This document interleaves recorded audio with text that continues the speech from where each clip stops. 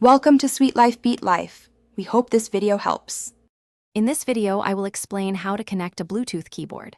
First, ensure your keyboard is fully charged or has fresh batteries, as low power can prevent successful pairing.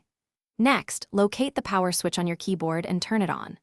Finally, open the settings on your device, whether it's a computer, tablet, or smartphone, and enable its Bluetooth function. This prepares your device to search for and connect with your keyboard, making the process smooth and efficient. Now, let's get your keyboard ready for connection. Most Bluetooth keyboards have a specific pairing button, often marked with a small Bluetooth logo. You'll need to press and hold this button for about 3 to 5 seconds. Keep an eye out for an indicator light, which will typically start blinking quickly.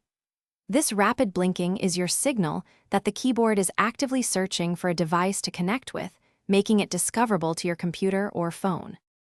With your keyboard in pairing mode, it's time to find it on your device. Go back to your device's Bluetooth settings and look for an option to scan or search for new devices.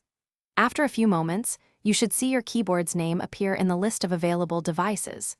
This name is usually the brand, like Logitech K380 or a specific model number. Simply tap or click on your keyboard's name to initiate the connection. To finalize the connection, your device might display a short numeric code. Type this code directly onto your Bluetooth keyboard and then press the Enter key.